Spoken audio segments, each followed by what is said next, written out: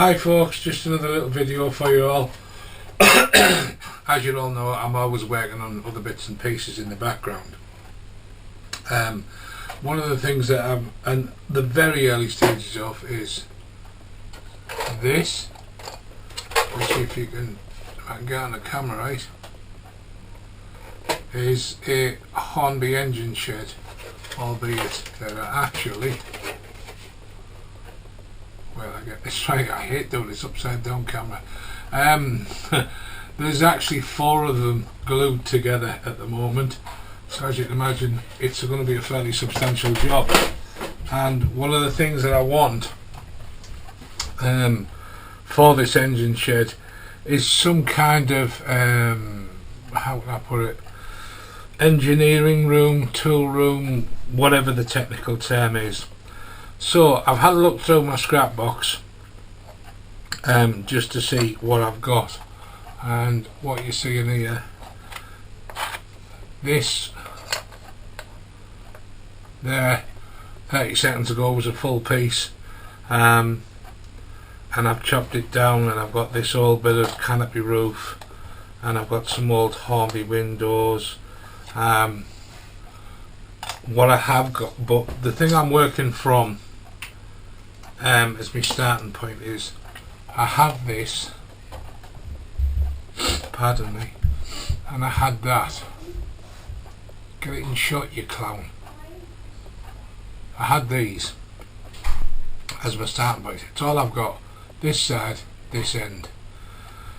So we're going to see where we can get to with this. Now I have altered this end because it was an apex roof, and I don't want an apex roof because an apex roof is too much for this to cover. So it's now a flat roof, so I can get a slight overhang on it. So because I only had one apex end, I had to make another, and if I just turn it around, you'll see what I've done is used an old Hornby station door, just cut into a piece of 2mm plastic card. Does a trick, does what I want. So anyway, I'm going to muddle on. I'll leave this running and I'll edit it as I go. Now you can see there, there's a, in case you're wondering why, there's a lolly stick on the end of that. Oh god, I hate this upside down camera crap. There's a lolly stick on the end of that. That's so that I've got something to glue onto, because that's really thin there. So as usual, I'll use my free Zuron track cutters I got. I say free because they were in a box of bits that I did order, and these were an unexpected bonus. So because they're free and because they were slightly used, I use them for all sorts of stuff when I'm modelling. Right, remember this bit, folks? I'll turn this bleeding light off so I can see better. No, I can't. Remember this bit? Right, well, we're going to use this as like kind of a garage doors type of thing. But because I want to set the heights on each side separately, I've marked it on the back. I'm going to very brutally cut it out.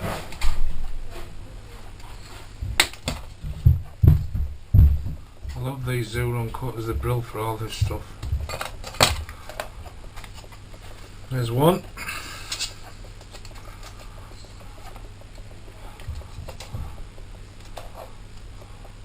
So I'm just going to tidy this edge up.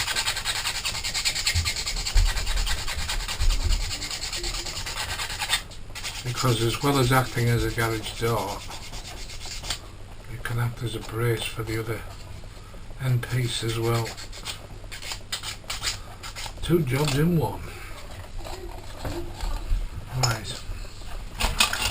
I was off camera there, beg your pardon.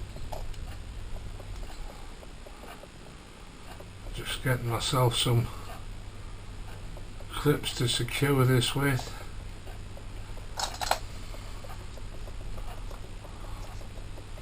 Fingers and thumbs.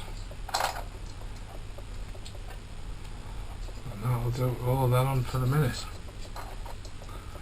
As I said, the other one will just be partial, so you can get the idea now. I know it's full of clips, but you get what I mean.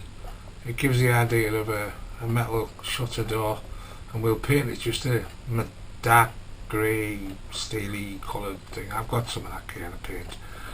And the other one we'll just finish about halfway up. Anyway, I want to crack on. Just found a little problem. Now come to put my side on with my lolly stick. The lolly stick is catching the side of that frame, so we're just going to remove it, glue it back in, and then we'll reset it all again.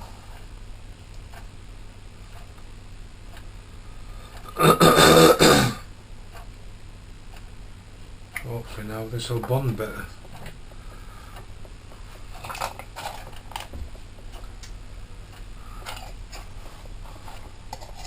So if you can see, it's catching down this edge here, that lolly stick edge there.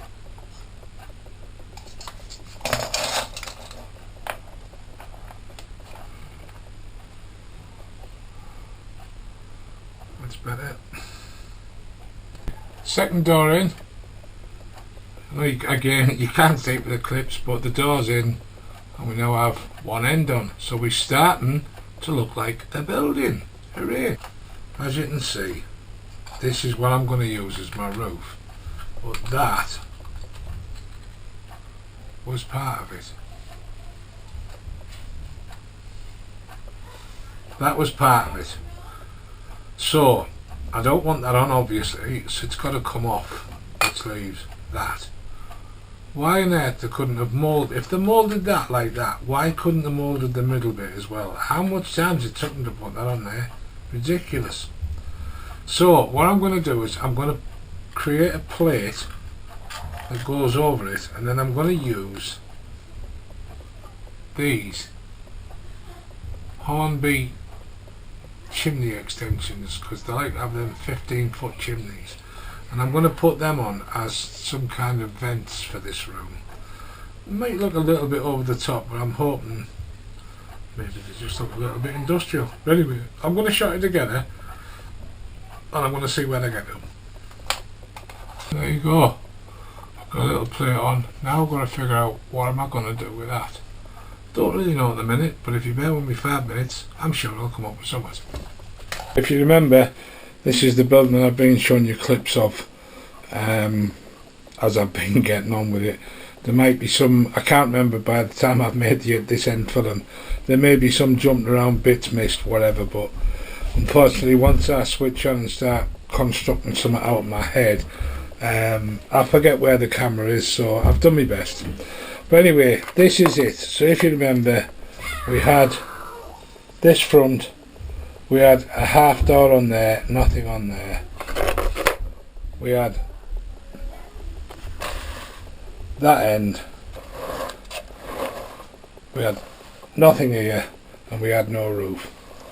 So basically all I've done is, as I said, I had some stuff, I think it was supposed to be brown fencing, maybe it was painted brown, it was in my scrap box. Cut one up and close it down, cut one up and put it there. Seems to me to have worked and done the job. We trimmed this roof a little bit because I did have this tiled effect stuff, it just wasn't big enough to do an apex roof, so it has to do as is. It's only 3-sided because it's going to sit against that oh come on Paul, you had this yesterday, your word's not working. Engine shed, thank you. Yeah, so, and then this end is completely fabricated from card. This is a set of doors of a Hornby station. Because you've got this low relief here, these two lines, we've used a bit of plastic card on this side just to replicate them. Inside, so you can see what we've done, you can see, sorry, You can see the backs of the two doors. I don't care what they look like on the back side because no one's going to see them. But that's the backs of the two garage doors. You can see that I have strengthened it up with a lolly stick in the corner, coffee stirrers all the way around the ceiling, just to give it extra strength, give it more to grip too. And then, as I said, on the roof we had that V section where the gable end was. We put them plate on and put these two stacks on, trying to sort of pass them off as some sort of an extractor system, if you like. I don't know whether I'm finished with them yet, because obviously still got a bit to do. That mark that was on the roof, I originally cut a hole, put a window in it, bloody hated it. So I cut down the top of a chimney stack off these and flush mounted it on there. And then a coat of grey. Considering that this thing come from a collection of bits and scrap and stuff that most people would throw out, I'm quite pleased with that, to be honest with you. It's exactly what when I got it into my head this morning, that, you know, I want a little building to go against the engine shed. That's bloody perfect. And the best bit, the little bit of door that came off here, lives again. There it is. I'm not sure what this is. It's some kind of little workman's hut. But the door cut down a little tiny bit, fits perfectly on there. So not wasted at all. Not wasted. So there you go. Making whatever you want to call it, tool shed, whatever, workshop, out of absolutely bits and pieces. Scrap, basically. Yeah, it's only primed at the moment, but it looks so much better when it's primed because it kind of makes it look new-ish, like I'd never buy anything new. So, there you are. That's not the only thing I've managed to get done today. I've done some more work to this, as you can see. We've now got all of the canopies are now painted, and I've got some fascia boards going on everywhere. It is also painted underneath, and we also have an additional canopy which I found today at the bottom of my box of bits. Not finished yet because I've only just thrown it on about half hour ago. I've had a chance to put a couple of coats of paint in it, as you can tell. But yeah, we're getting there. We're getting there. This job, it's going to be like that. That was all just as I went along, and so far, so is this. All of this that you're looking at here is just being assembled as I go along. No idea what I'm doing, but that's not a surprise. I never do know what I'm doing. But yeah, it's just me throwing it together out of what I've got, what I think. I suppose the next phase is to put a chimney in it, at least one somewhere. Not sure where yet, but I'll get to that. So there you go. A little bit more done on that. And that's how you have a building that costs you pennies. Just goes to show you don't have to run out and buy Bachmann stuff and everybody else's gear. If you've got the time, the inclination and the desire, you can make something up out of nothing. And yes, it might not be perfect, and yes, it might not be to scale or whatever else, but it doesn't matter. It's a model railway, it's a depiction of life. And therefore, I'm quite happy with what I'm looking at there. I think considering that was a bunch of bits a few hours ago, to throw it together and make it into that instead of chucking it all in the bin, it's another building for the layout, folks. It's more money saved. Anyway, gonna fly. Catch you all later. Hope you had a good weekend. Bye now.